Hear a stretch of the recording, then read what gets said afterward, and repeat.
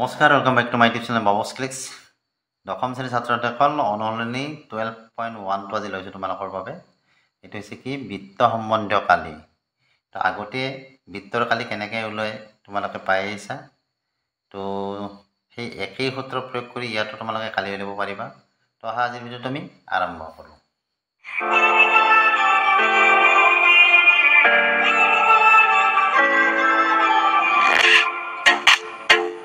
তো প্ৰথমতে কি আছে, 1 নম্বৰত দুটা বৃত্তৰ ব্যাসাৰ্ধ যথাক্ৰমে 19 সেন্টিমিটাৰ আৰু 9 সেন্টিমিটাৰ। এটা বৃত্তৰ ব্যাসাৰ্ধ নিৰ্ণয় কৰা যাৰ পৰিধি বৃত্ত দুটাৰ পৰিধিৰ সমষ্টিৰ সমান।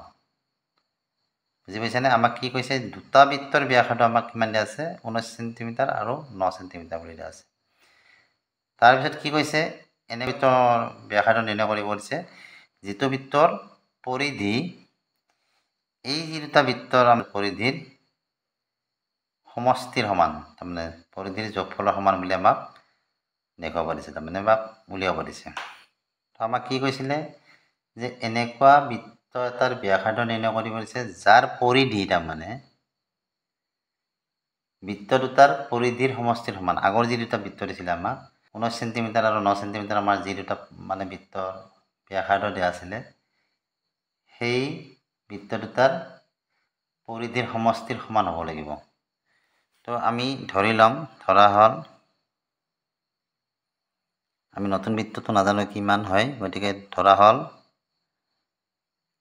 নতুন বৃত্তটোৰ ব্যাসাৰ্ধ কিমান হ'ব, ধৰা নতুন বৃত্তটোৰ ব্যাসাৰ্ধ আমি R বুলি ধৰিছোঁ। ইয়াত কি লিখিছোঁ মই, বৃত্তৰ পৰিধি কি হয়, টুৱাইচ পাই R সূত্ৰটো, আৰু বৃত্তৰ কালি ওলোৱা সূত্ৰ আমাৰ কি আছিল, পাই R স্কুৱেৰ। এইখিনিতো তোমালোকৰ মনত আছে। কিন্তু নতুন বৃত্তটোৰ ব্যাসাৰ্ধ R, আৰু আমাক দিয়া আছে কি, সেইটো আমি ধৰি লৈছোঁ দেই, এইটো আমি নাজানো কাৰণে। দিয়া আছে আমাৰ কি, দুটা বৃত্তৰ ব্যাসাৰ্ধ আমাক দিয়া আছে কিমান কিমান দিয়া আছে, দুটা বৃত্তৰ ব্যাসাৰ্ধ কিমান কিমান দিয়া আছে আমাক। ধৰা বৃত্ত দুটা আমাৰ এটা R1 ইকুৱেল টু 19 সেন্টিমিটাৰ আৰু R2 ইকুৱেল টু 9 সেন্টিমিটাৰ। আমাৰ এই দুটা বৃত্তৰ ব্যাসাৰ্ধ আমাক দিয়া আছে। এতিয়া আমি কি কৰিব লাগে, এই যে নতুন বৃত্তটো আছে, এই নতুন বৃত্তটোৰ ব্যাসাৰ্ধটো আমি নিৰ্ণয় কৰিব লাগে। কিন্তু তাত এটা চৰ্ততে আছে যে যাৰ পৰিধি, এই নতুন বৃত্তটোৰ পৰিধি কি হ'ব, আগৰ বৃত্ত দুটাৰ পৰিধিৰ অৰ্থাৎ এই দুটাৰ যোগফলৰ সমান হ'ব। গতিকে নতুন বৃত্তটোৰ আমাৰ পৰিধি কি হ'ব, পৰিধি ওলোৱা সূত্ৰটো আমাৰ কি আছিল, টুৱাইচ পাই R। এতিয়া আমি ইয়াত কি লিখিব পাৰোঁ, একৰ্ডিং টু কুৱেশ্যন টুৱাইচ পাই R, অৰ্থাৎ নতুন বৃত্তটোৰ ব্যাসাৰ্ধ হ'ব আমাৰ টুৱাইচ পাই, ইয়াত আৰটো আমি কি লৈছোঁ, ডাঙৰ সূত্ৰ লৈছোঁ, গতিকে টুৱাইচ পাই R ইকুৱেল টু কি কৈছে, এই নতুন বৃত্তটোৰ পৰিধি আগৰ বৃত্ত দুটাৰ যিটো পৰিধি আছিল, আগৰ বৃত্তটো আমাৰ কিমান আছিল, ইয়াৰ ব্যাসাৰ্ধ কিমান আছিল, 19 আৰু 9। আগৰ বৃত্ত দুটাৰ পৰিধিৰ কিমান আছে, আগৰ বৃত্ত দুটাৰ পৰিধিৰ যোগফলৰ সমান বুলি কৈছে।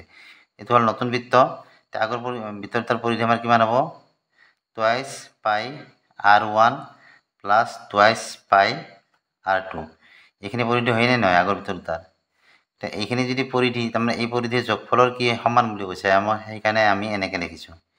এতিয়া কি হ'ব চাবা, টুৱাইচ পাই R ইকুৱেল টু কি হ'ব, ইয়াত টুৱাইচ পাই দুটাতে আছে, আমি টুৱাইচ পাইটো আমি কমন আনিব পাৰোঁ, আনলি কি থাকিব এতিয়া R1 প্লাছ R2 থাকিব। ইপিনে চোৱা, টুৱাইচ পাই ইপিনেও আছে, এইটো আমি কাটি দিব পাৰোঁ। ইয়াত কি থাকিল, R থাকিল, আৰু এইফালে কি আছে R1 প্লাছ R2। R1 মানে আমাৰ কি আছিল 19 প্লাছ R2 মানে আমাৰ কি আছিল 9। এইখিনি কি আমাৰ সেন্টিমিটাৰ। 19 আৰু 9 যোগ কৰা কিমান পাবা, 19 9 28 হয়নে, 28 সেন্টিমিটাৰ।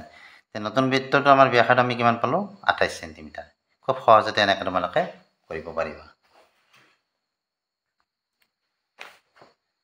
2 নম্বৰটো দিছে দুটা বৃত্তৰ ব্যাসাৰ্ধ যথাক্ৰমে 8 সেন্টিমিটাৰ আৰু 6 সেন্টিমিটাৰ। এটা বৃত্তৰ ব্যাসাৰ্ধ নিৰ্ণয় কৰা যাৰ কালি বৃত্ত দুটাৰ কালিৰ সমষ্টিৰ সমান। এইটো আগৰটোৰ নিচিনা হ'ব, আগৰটোত পৰিধিৰ কথা কৈছিলে, আৰু এইটোত কি কৈছে কালিৰ কথা কৈছে ঠিক সেম প্ৰসেছত হ'ব এইটো তো আমি কি ধৰি লৈছো আমাৰ যেটো এটা বৃত্তৰ ব্যাসাৰ্ধ হৈ আছে সেইটো আমি r বুলি ধৰি লৈছো আৰু আমাক কি দিয়া আছে দুটা বৃত্তৰ ব্যাসাৰ্ধ আমি যেটো দুটা বৃত্ত এটা r1 এটা r2 বুলি লৈছো এটা 8 cm আৰু এটা 6 cm এটা কৈছে যে এই নতুন বৃত্তটোৰ আমাৰ ব্যাসাৰ্ধ নিৰ্ণয় কৰি পৰিছে কিন্তু তাতে শৰ্তটো কি আছে যে আগৰ যে বৃত্ত দুটা আছিল ইয়াৰ এই বৃত্ত দুটাৰ কালিৰ সমষ্টি কি হ'ব এই নতুন বৃত্তটোৰ কালিৰ সমষ্টিৰ সমান হ'ব গতিকে আমি আগতো নিচিনা কি লিখিম according to question নতুন বৃত্তটোৰ কালি হলে সূত্ৰ আমাৰ কি আছিল পাই r স্কয়াৰ ইয়াত r টো আমাৰ ডাঙৰ হাতৰ গতি নতুন বৃত্তটো পাই r স্কয়াৰ সমান কি এই বৃত্ত দুটা যে আছিল এই বৃত্তৰ কালিৰ সমষ্টি অৰ্থাৎ দুটা বৃত্তৰে কালি আমি সূত্ৰটো লিখিম কি পাই r square 1 r1 square plus পাই কি লিখিবা এতে পাই r2 স্কয়াৰ বুজি পাইছা না নতুন বৃত্তটোৰ কালিৰ সমষ্টিৰ সমান বুলি কৈছে তে ইয়াৰ পৰা কি আহিব এটা পাই r স্কয়াৰ এনেকে দিয়া ইয়াৰ পৰা কি আহিব পাইটো কমন আহিব আহিলে কিবা r1 square plus r2 square পাই দুফালে কাটা গল এতে কি থাকিব r স্কয়াৰ আৰু এতে কি থাকিল আমাৰ r1 square plus r2 square r1 square আৰু r2 স্কয়াৰ r1 স্কয়াৰ মানে আমাৰ কিমান আছে r1 মানে r1 স্কয়াৰ নহয় r1 মানে আমাৰ আছে 8 গতিকে h স্কয়াৰ এটো হল আৰু এটো কিমান আছে 6 আছে 6 স্কয়াৰ